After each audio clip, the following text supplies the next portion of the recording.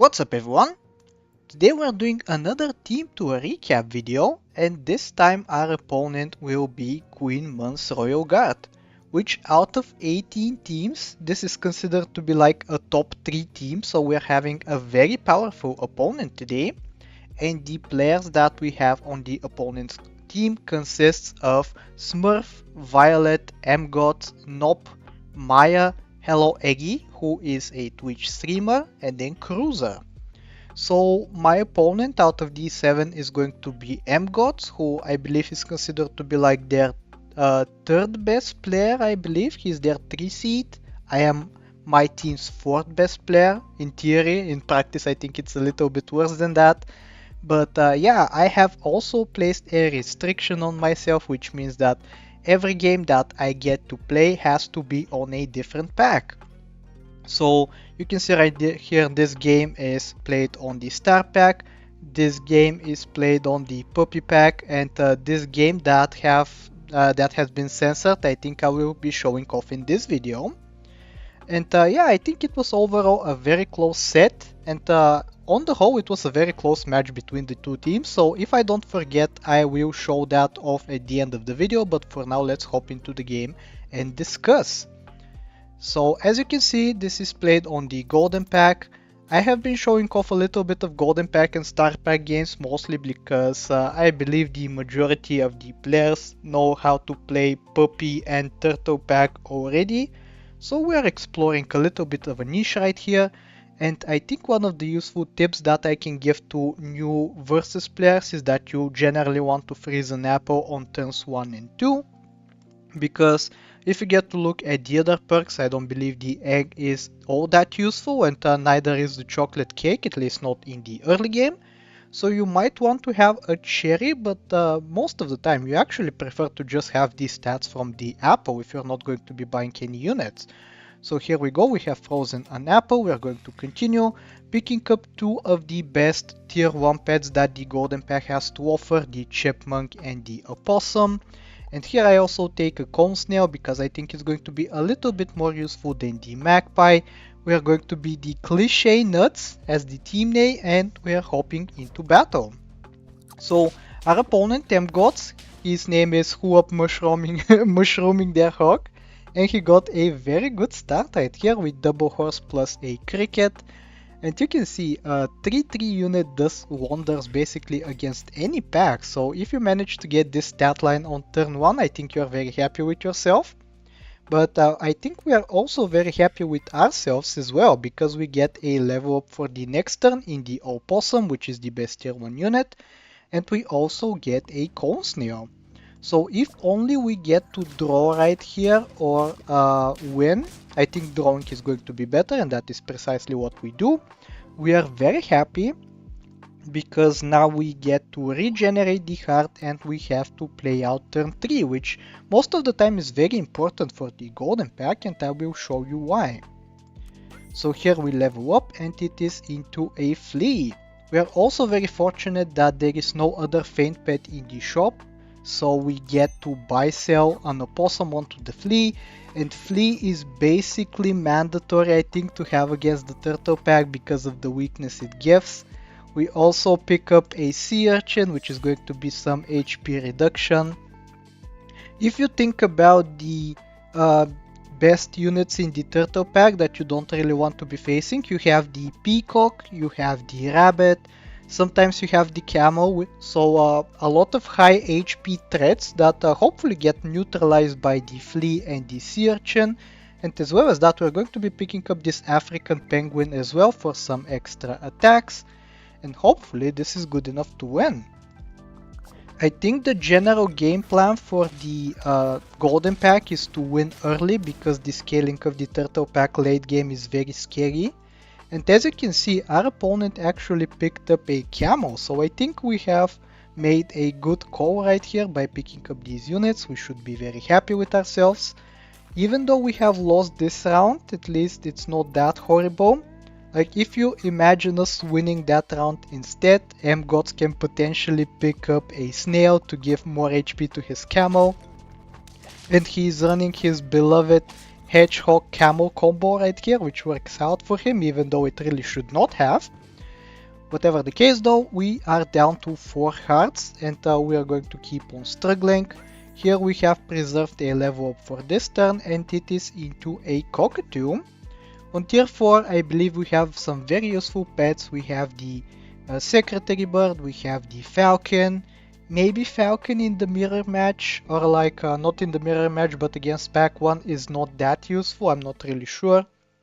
But you also have stuff like the sea lion, like the slug, potentially even something like a manta ray can be very useful to you, and also the manatee that you can combine with a banana or a crane later on in the game. So yeah, tier 4 very important, and we hit, I think, you can say, two of the good units that you're hoping to hit, and out of these we'll take the cockatoo. And we are doing so because we have the flea, which I think we are going to be keeping until the very end of the game. So kind of unfortunate that the cockatoo did not land its buff on the flea initially. I believe it went on the sea urchin instead, which we had to sell immediately after.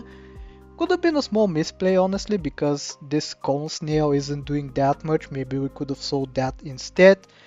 But I chose to sell the cone snail, or the sea urchin, sorry, in favor of a weasel, which is yet another feint unit. So now the cockatoo has 2 targets to hit, and if we manage to get 2 chunky units that we can trade into our opponent, I think it's going to be very beneficial to us. Here we are going to be very lucky with our positioning. It might not look like this in the replays, but I basically spent every single second of every single turn struggling about the positioning and how to optimize it, and I think I did a pretty good job right here. Not only did we win, but we also managed to feint the weasel, so we get the 1 extra gold. This turn is going to be very good for us because we get to buy a lettuce. Avocado, I've been told that is also pretty good, even though I personally prefer spamming lettuces at this point in the game because they are soon going to be losing their efficiency. But yeah, we find the lettuce, so lettuce we shall purchase. I believe we also rode past the fig on this turn, or it might be the next turn where we do so, but I'm not really looking for figs into my opponent because he has a camel. Even though it can snipe the flamingos potentially, so it's not too horrible. Let's continue on with the fight. We get another relatively easy victory, and once again the positioning is so good that we managed to even feint the weasel. We don't have a level up for this turn, however, which is a little bit sad, so we have to make do with what we find in the shop. We won't be getting any access to tier 5 units unless we get a little bit lucky. And you can tell by the strength of the tier 5 units is that we actually want to be finding some of them. We didn't prepare any level ups, however, so we'll just throw. We're hoping for cockatoos, we're hoping for waffles, we're hoping for sea lion potentially. And here I even sell the cone snail, I think it was, even though it was level 1.5 in favor of a waffle. And I might also pick up this poison dart frog, we shall see. I have big plans for this poison dart frog, and you will figure that out soon enough. But for now we are hopping into yet another fight. The mat is not looking super beneficial, but thankfully at least we get a draw and therefore another feint on the weasel. So we have 11 gold to spend on this turn as well. We have a sea lion in the shop, which is typically very good, but what caught my attention immediately is this banana. We are buying this banana onto the chipmunk and then selling it for the double cheap banana. If you're going to be keeping a chipmunk to turn 7, I think this is the most optimal play. You could potentially get multiple figs out of it as well, or multiple potatoes, but I don't think those are optimal things to put on your chipmunk. So we are going to be settling for the bananas, and now we have 2 summons on this flea, which means 8 damage from this poison dart frog, so it's very quickly becoming a menace. We have to start positioning around this tiger at the back, so we get to put the sea lion in order to give us some stats and then absorb the snipe. We also get very lucky with multiple waffles, so we are happy with that. And yeah, let's hop into another fight. It's looking pretty good. yep, the poison dart fog is going to be very beneficial for us, and unfortunately this time we don't get to feign the weasel, but I think that is perfectly fine. If we take a look at the opponent, he has no scaling at all, and we do have a level 2 cockatoo now, so we are the ones gaining stats. We also have a sea lion. He should be very worried and try to tempo us out, but as you can see we even have more hearts than him, so it's going to be a very difficult task for him. And yeah, we level up into a cobra right here. I don't know if taking this cobra is actually the correct decision, because he does have a camo and we don't really want to give it any hurt triggers, but I guess I was a little bit blinded by the effectiveness of the cobra and I decided to take it regardless. And now we have a team of 2 buy-sell units, which is kind of funny to think about, but I think it very much optimizes our chances of us getting something useful from the shop. Here we are going to lose, but at least we get the weasel feint, and therefore we get the extra gold. Why did he manage to win again? It was because of this scorpion, which is going to be very pesky. Kind of difficult for Golden Pack to deal with scorpions, but I will show you a way that we can do that in the future. For now we're just going to continue scaling up. If we have enough stats, I don't think even a scorpion is going to be too much trouble for us. But even so, I think it's still a good idea to position like this. Second biggest unit at the front, just in case he manages to buff up the scorpion, and so that we don't regret anything. Maybe we could have put the cobra up at the front because we don't want it to snipe the camo as well, so maybe it could have been quite useful to feint the scorpion for us. But I think this positioning still works, and it gives us the feint on the weasel guaranteed, which I think is also a pretty good benefit. So here we go, and turn. Hopping into battle, this should be a win. He's trying to be a little bit sneaky, putting the scorpion up at the back, which I don't think it's super optimal, and you'll soon see why if we manage to get some decent math. But yeah, you can see it trades right into the monkey, so we don't even lose a big unit because of it, and we end up winning. You did manage to see some of the drawbacks of the cobra, however. I think it sniped the camo at least one time, which is a little unfortunate. But yeah, whatever the case, we continue scaling up. Now we also have a grizzly on our team. If he decides to put the scorpion up at the back again, he's going to be very regretful of it, because this is most likely going to snipe it. So here we go, he has reconsidered, the scorpion is now up at the front, and he also has a scaler in the cat, so he's starting to become a little bit dangerous. But I think because of this durian reducing the max HP of the camo, we should be just fine. Once again, cobra feeding hurt triggers to the camo, which is not good, but at least we get to win, and now our opponent is down to 1 heart.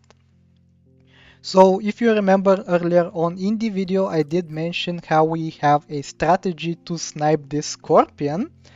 And most of you have figured it out already, but I am going to reveal it to you on this turn. And it's going to be via this fig right here. This cobra has also been very counterproductive for us, so we're going to be selling it in favor of a crane, so we can put a melon on the flea. And here we go, we have put a fig on the flea. Because it's going to be replaced by melon, I don't think it's a huge loss overwriting the banana for it. We have also put a potato on the grizzly, so even if they get a level 2 crocodile, they are going to be useless. So here we go. We end turn, we freeze a waffle for the next turn, hopefully getting a level 3 cockatoo in the meantime. But let's see how the battle goes. Here we go, scorpion is up at the front. Once again it gets sniped by the fig. Double crocodile snipe is useless. We're going to trigger the fig once again onto the camo. And thankfully the rhino is going to give us a free melon. So we end up winning. But even though we win this game, I am kind of sad to report that I did not manage to win the set. We played 8 games in total, I believe. And he won 5, I won only 3. This is one of my very few victories, but I was very happy to get this regardless, even though it was a little bit lucky for me to get such a big flea so early. But enough about this game, let's hop into the report for the entire week. So we have Smurf, who is from the opponent against our teammate Ambo. Unfortunately, Ambo lost 3-1, which is kind of sad, but we have a very strong selections of players on our team, so I think we still have chances to win. Other than that, we have Violet versus Scotty, and Scotty did manage to snatch a 3-2 victory, so that is very good news for us. We are getting one victory against 2 losses. My game obviously ended up being a loss, so that is 2-1 still. Nob versus Damon. I was informed that Nob was a little bit sleep deprived and committed a couple of misplays during the set, but that doesn't really make it any better for him, and Damon managed to outpower him 3-1. So very good win for us. Now it is 2-2. Maya against Violet Citizen ended up being a pretty easy victory for Violet Citizen, who is our teammate, and he managed to win 3-0. Then we have Hello Eggy versus Jiggy, and Eggy proved to be a very strong player by winning 3-1 against Jiggy. And now we have the decider, the score is 3-3, and then we have the matchup that is Cruiser versus Drazy. And Drazy completely obliterated the opponent. He managed to 3-0 him. Drazy has been extremely powerful during this season. I am super happy to have him as my teammate, as I am with the rest of the teammates, but I think we should give Drazy his flowers. So we did manage to win a pretty difficult week 4-3, and I'm super happy about that. So that will do it for the recap of this week, and if you did enjoy, I hope that you like, sub, do all the generic stuff, and I will talk to you next time. Take care.